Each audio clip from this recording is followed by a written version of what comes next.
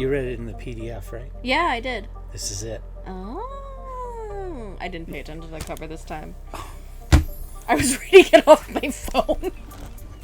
The cover is for that story. I know, but I was reading it off my phone. Okay. So it was too small, and I was just like, It I'm is. just doing my best to take this PDF and get it big enough so I can read the words. I haven't read... I used to have... The early days of ebooks, I had them on my iPod. Mm-hmm. Dating myself there. Yep. And I saw a first generation iPod in an antique store not too long ago, so I'm feeling you. I have one somewhere in a box. It's They're not coming working back. anymore. They actually have software out there now that you can get them working again. Oh, no. Apple's like, yeah, remix. Hi. Yeah, except first you gotta fix the batteries. Yeah. Because that's what happened to mine, is the battery stopped taking a charge.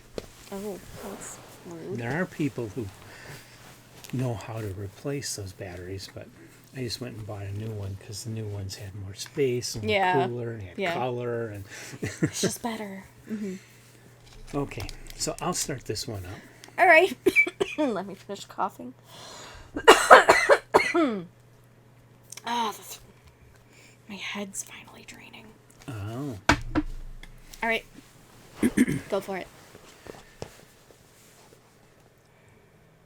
Welcome to another Telltale Books video. I'm Greg, I'm Emily. and we're here to continue with number 2 of our Philip Jose Farmer series, where we're doing a deep dive reading everything we can get our hands on, starting with his earliest published stories. And I've already covered his first short story that he published, a story in 1946 called O'Brien and Obernoff, which was an interesting story, not science fiction or fantasy. But then he was silent until 1952, Interesting. when he published his first science fiction stories titled The Lovers, which is what we're talking about here. And they call this part of a series for the Sturch, Oh. which is that organization. The state in church, story, basically. The state church, The yeah. Sturch, The yep. Sturch. Yep. And there's other stories in the series. There's Moth and Rust, Rastignac the Devil, A Woman a Day, and of course The Lovers. Okay. So it's part of a series. It's the first of a loose series. They're not sequential, but they're related. All in the same universe. And The Lovers, you got to understand where science fiction was at. And you're talking about 1952. Yep. The covers of science fiction magazines often were pretty They were pinup. risque. They were were pinups. pinups, and they Yeah. even hired pinup artists to do the illustrations for the covers, Yeah. like Macaulay and Berge. Mm-hmm. And they did, they were good illustrators, but not what you want to see on the cover of a magazine today. Yeah. It's, very... Yeah. It's where the all the gold bikinis, chainmail bikinis came from, is When- those illustrations. When people complain about the portrayal of women in science fiction classics, this is the kind of stuff they're referring Yeah. to.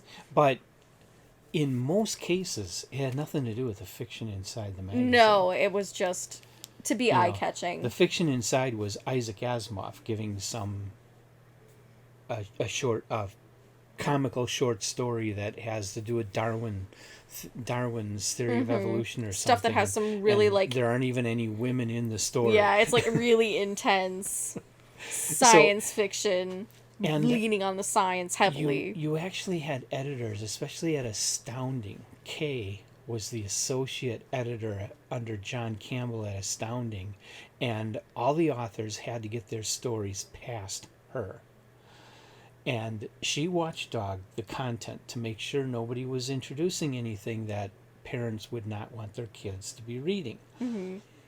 And there was, heavy self-control over the content of these magazines to make sure that they didn't get really erotic or The modesty inappropriate. police. So there's a lot of stuff, and that's what ultimately led to Dangerous Visions. Is all these authors that couldn't write They were stories they policed wanted so much to write that because the magazines had to be so conservative because they thought most of the people reading them were 12-year-old boys that were impressionable. So don't want to very, corrupt very- them that young. No. They gotta hit at least 13. At least. And then they turn around and put some sexy chick on the cover. I know. Oh, the hypocrisy of humanity. Yeah. Anyway, whatever. So anyway, Philip Jose Farmer wrote this story called The Lovers. And it got more risque and handled themes that had never been seen in a science fiction story before this, that I Yeah. know of. And he farmed it around to Philip Jose Farmer. He farmed the story Farmedy around farmin'. to all the different magazines. You know, got rejected by John Campbell, got Yeah, rejected by H.L. everybody. Gold, got rejected by fantasy and science fiction. Was getting rejected by everybody, and finally landed with Startling Stories. Because of the startling part. It was relevant. Their August 1952 issue, they agreed to put The Lovers in it. And it got the cover painting, of course, with a sexy chick, painted by Earl Berge, I believe. I hope I'm not wrong about that. That might be Macaulay, but I'm pretty sure it was Berge. Anyway, he finally got it published. His first science fiction story, his second professional sale. Mm-hmm. And it was The Lovers. You Oh, want joy. to go into the synopsis? Yes. I'm going to give a very bare bones synopsis of this because there are Okay. so many moving parts to this story and a lot of explanation that needed to be given. Basically, what you need to know is humanity has a series of state churches and their own theology. A lot of it is kind of a nationalism theology. But basically, there is a sect where a lot of men have to follow this very strict regiment of no alcohol, no drugs, no pleasure of any kind, basically. So they have to basically live like monks, but they can still get married. Mm-hmm. Which is important to the story. The other thing is, so they have a bunch of Earthmen who have come to this other planet. And most of this planet is humanoid insects. Humanoid-ish insects. There are other varieties of insects who also populate this planet. Some are mimics. But a majority of them are humanoid and know at least some Earth languages from previous visits.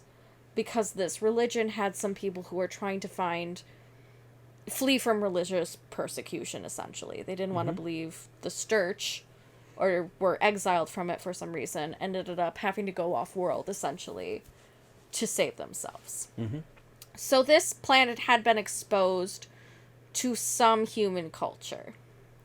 Now, the primary humanoids on this planet are empaths. Like, intense empaths. Because they're insects, their antennae can pick up emotions of other beings with them. And so that poses a big part and theme to the story, where one of the individuals who is from this church meets a woman who is claiming that she was captured by these bugmen and that she is a natural inhabitant of this planet and she just needs to be rescued from these bugmen so that she can just live a normal life, essentially. Mm-hmm. And just do her thing. This guy falls in love with her. Of course, they become lovers. And through this whole thing, he basically has to hide her. And no one can know that she is with him because he's married to someone else, but took on this exhibition because he was not in love with the woman he ended up marrying. Yeah. So he's taken her on basically as his mistress, has to hide her, and she claims she's a severe alcoholic. So not only does he have a woman that he has to hide in his apartment, but he has to constantly go and buy alcohol for her and not get caught by his religious authorities in doing so. Mm-hmm. While the only person who can help him is a highly empathic insect being whom he's constantly trying to hide his emotions from or give rationale for his emotions to outside of what is actually going on in order to hide this whole situation. Now, one day the woman, here, let me start with this. One day, he's trying to wean this woman off alcohol because it's going to be so much easier to do space travel when he's ready to bail out and take her off world. It's going to be so much easier if she's not addicted to alcohol, essentially. So he finds an alternative in the insect culture to kind of wean her off alcohol, but gives you the same feelings as alcohol. So you're basically switching addictions. But in doing so, she becomes severely ill. While she's ill and he's trying to find a remedy for her and try and smuggle her out and try to get off world, he's caught having her. But it has come to a point where as he is caught, she is actively dying. And he's trying to save her. And so he's getting the humanoid bug person and he's being pursued and eventually found by these religious authorities. And while she's in an operating room, the bug empath explains to him, I already knew she was in your possession. We decided not to recapture her because she was no longer a threat. But you don't understand that she's not actually, she looks human-ish, but biologically she's not. She's another one of those mimic bugs. Mm-hmm. She just looks human, but what you've done essentially is when you weaned her off of alcohol, alcohol was the only guaranteed contraceptive. Mm-hmm. And when they become pregnant, their young hatch inside them and eat their calcified remains. They become a living cocoon until they are completely dead, and their young eat their way out. Mm-hmm. And so this guy's distraught because he basically put someone he assumed who had similar biology to him to a death sentence that was going to kill her by impregnation. Mm-hmm. And then he's, so spoilers, she dies. And the religious authorities ha ha ha ha, we've got you. And then they hear an explosion. The bug people have already destroyed their ship and is we don't like you guys. We don't like that you're here. We don't like that you're trying to convert us to your stupid religion. We don't like this stuff. So the explosion you just heard is us basically blowing up your ship. So you're completely cut off from humans until the next rescue, and we're developing basically a plan to annihilate you guys. And then this other guy, whom the bug person's you're fine, we'll protect you. You didn't try to harm us. You didn't even know that the higher-ups were trying to do this. He's now go see your children. And that's the end of the story. Uh-huh. It was weird. I mean, I kind of enjoyed it because it was fast-paced and adventurous. I hate the way this woman is portrayed. Because one of the ways they portrayed her was saying that because she was a mimic, she was the absolutely perfect, ideal woman for human male attraction. Mm-hmm. And she was a freaking wimp. And she was hyper emotional. She was every stereotype, including a lush. And it was so frustrating to read that.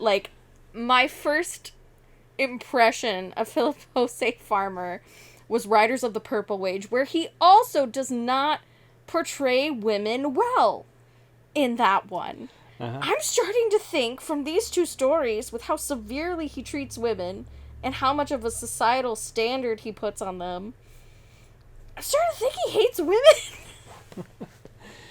But in defense gross. Of this one, if you were this alien bug that could mimic, it would be your sole purpose. And you wanted to get an Earthman to give you what you need so that you can have your children. Yeah.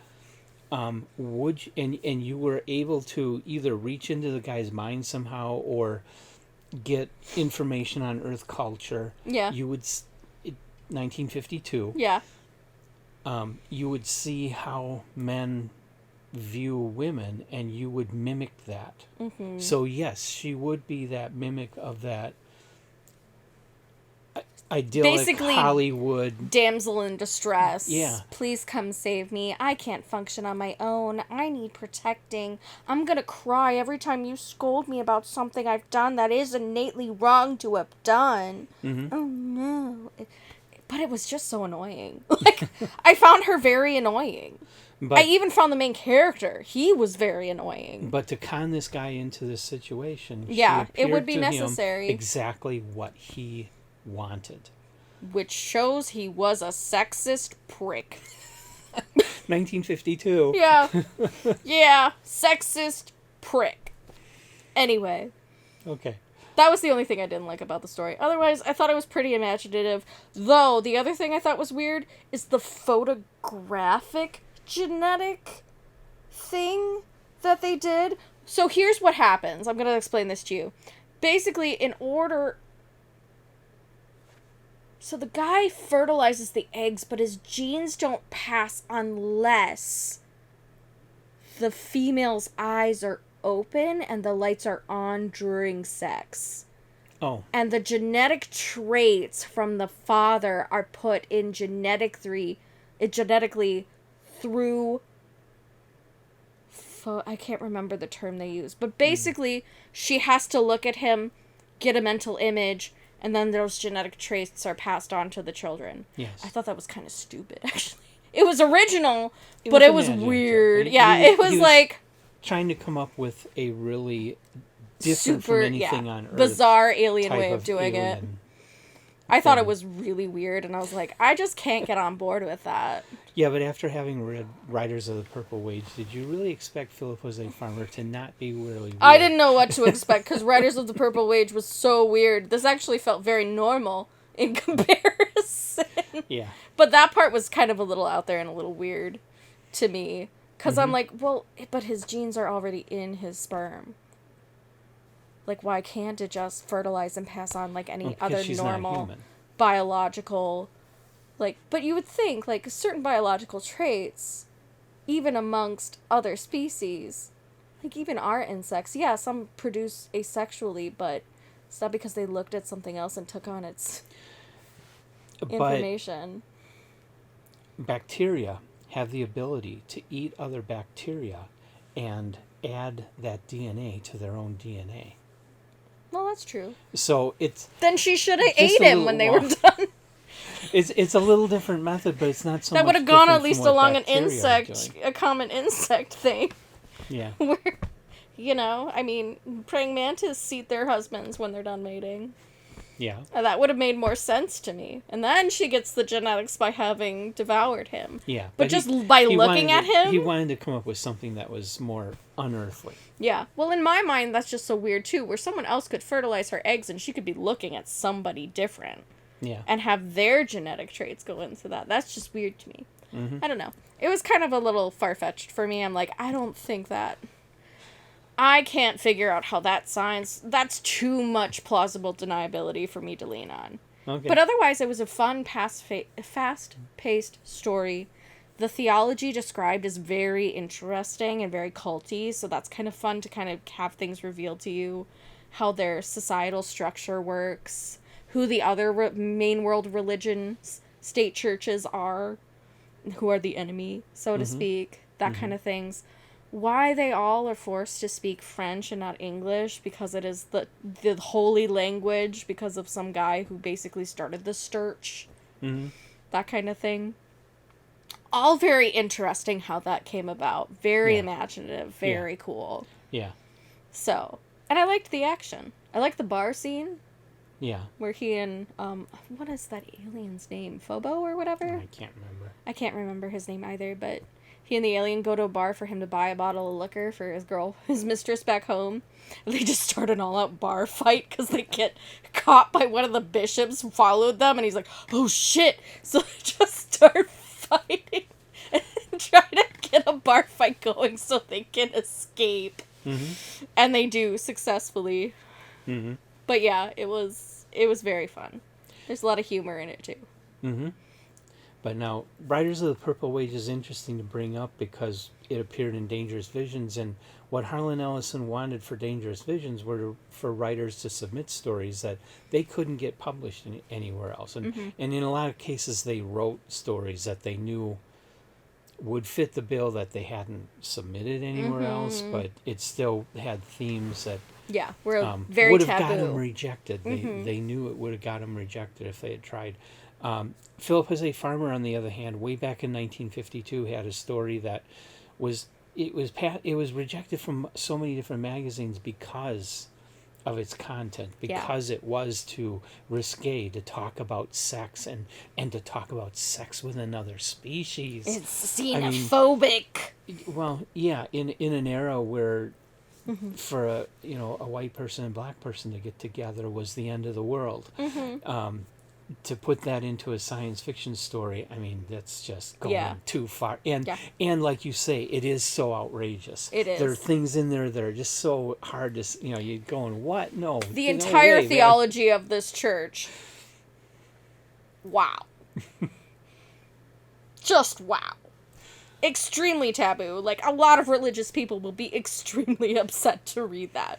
Simply because it's like, what? No! I think that's a lot of what Farmer was trying to do with this story, is to overturn the apple cart. Yeah. Let's piss off some people. And so he didn't leave much, it's like Riders of the Purple Wage, where he wrote something that was, I've heard from other people, that is the most outrageous story in that book, in Dangerous Visions. And Philip Jose Farmer seems to like doing that. Yeah. Yeah, my only critique was just being very annoyed with the female character, but yeah, and because like it's all the stereotypes. I just kind of take it as 1952. Esquire was still putting pin-ups in their magazine. Yeah, so it is kind of a stereotype of its time, but otherwise, I thought this was a pretty good read. I don't feel like I enjoyed it enough to really put at top tale status personally, but I'm going to argue that. Go for it. Because, first of all, like I say, what he did at the time he did it was very courageous, and he made it happen. He got it published. He wasn't just blackballed from everything. Yeah. He got it published, and he continued to publish, and he, a lot of people loved this when it came out. And they loved it precisely because they knew what he was doing with it. Yeah. They knew he was being outrageous and really trying to turn things over and upset a lot of people with this story, and he succeeded. I mean, for imagination, it's fine. It has tons of imagination. It's a totally readable story. It moves along really well, has a lot of good action. I felt the male character at least was believable. Choppy, to be perfectly honest. No, I didn't feel that. I did. I felt like it was a little choppy, where it kind of abruptly goes into the next thing. It didn't feel as smooth to me.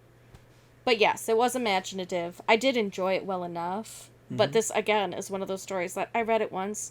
I don't think I'd read it again. I would. Okay. I mean, in addition to everything else, it was fairly well written for and it's going in a pulp magazine. You gotta remember, you didn't have literature superstars publishing in startling stories. That's true. And it was probably better written than a lot of what was being published in startling stories. And it had a lot of imagination, great world building, imaginative biology to it, an imaginative biological system there. That's interesting. Yeah. And yes, he took a lot of risks and went way out on a limb. And even if it isn't perfect, he made it work. Yeah. I'm still not convinced. I don't feel like I enjoyed it enough. I will begrudgingly allow it to be on the top tales for imagination, but I don't feel like I enjoyed it well enough. And not necessarily just for the personal bias of the female character being annoying. I feel like... I don't know. It just doesn't... There's a lot that just didn't sit right with me. It felt very abrupt. It felt choppy to me. And maybe that's just the way I was reading it. I don't know.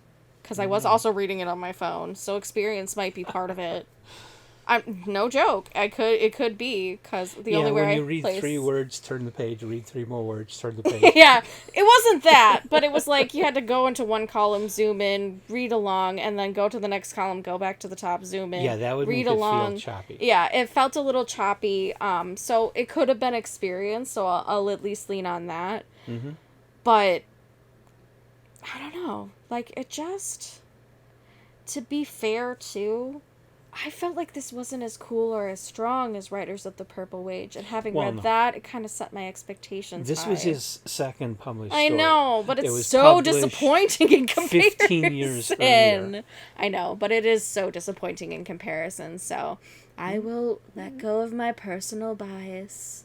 Okay. It can be on the top For 1952, list. I think this was a very remarkable story. Yeah, I will agree with that. I think this is a very taboo and very interesting story for the era that it was written. And I could definitely see it being groundbreaking because of a lot of the points you brought up. And I enjoyed And it. it could have been my mood, too. Like, Okay. it just may not have my heart in it. But it was enjoyable enough. Like, it was a pretty fun little adventure story. Mm-hmm. But it's not something I feel like I would read again. Okay. So, begrudgingly letting it be on Top Tales simply because my experience could have been inhibited because of how I was reading it.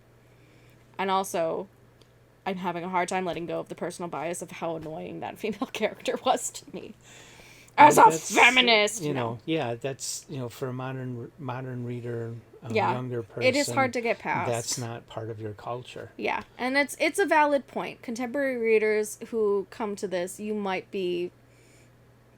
find this very disappointing, because this feels like it's very much on par with the myth that science fiction does not portray women or female characters well, and this is very much the case in point. Yeah. Of that. Mm-hmm. So I think this is the first time that's really been an issue for anything we've read either. Like, I found a lot of characters very irredeemable and annoying, especially female ones. Yeah. Like in Wuthering Heights, they all sucked. But in this one, that was another case where I just was like, I was having a really hard time getting past it, because it's like, this bitch again. But I still feel he did it for a reason. It made something about her seem That's a fair off. point. So you knew something isn't what it's supposed to be here. Yeah, that's a fair point. And she did come across as manipulative, so that is, again, a fair point. Mm-hmm. Since she's one of those mimic insects. Yeah. But yeah. So if you want to read this book, this is a novella. The original novella, of course, is available in the Startling Stories for August 1952. If you get a hold of that, and PDFs are online for free. This book was published. It's a hardcover titled Strange Relations. It collects the lovers and a number of other of Philip Jose Farmer's stories along similar lines that he wrote. That's so it's a cool whole book of it. It's not all Sturge, but whole book of all his crazy relational bullshit. Actually, I'd be interested in reading this. I might borrow this from you. And now that one's out of print. You would have to get it used. This one is in print. It's a limited edition kind of thing, but it is signed and published by a group that is dedicated to keeping the memory of Philip Jose Farmer alive. The publisher is Meteor House, and they've been publishing a lot of really, really excellent editions of Philip Jose Farmer. And so The Lovers is in this, and it's a very thick book. It's a thick one. The Philip Jose Farmer Centennial Collection. That's him? Yeah. Oh, he really is. And then, Signed. as if that's not enough, if you think a novella is too short and if you want a longer version of this story, No. in I can do 1962 he expanded the story into his novel The Lovers, and this is first Did he edition. fix how shitty she is? I don't Probably know. not. I haven't read it yet, but he expanded it and turned it into a regular novel and published it. Interesting. And that's the first paperback edition. This is a later Del Rey edition that I've had for most of my life. that was published in the early 1980s. Very nice. And of course, those paperbacks are old, so you'd have to find them used. But I'm sure they're out there. Mm-hmm. So lots of choices for the lovers if you want to read this story. Get your hands on it. Put that there. Get your insect fix. Your insect love. Insect fetish for the day. It's like the opposite of a furry. Yeah. I don't even know what that would be called. No one answer that. Crusties. I don't want to. Okay, that's worse. No. Exoskeleton. Yeah. Oh, the crunchies. Ugh. So that was only his second published work.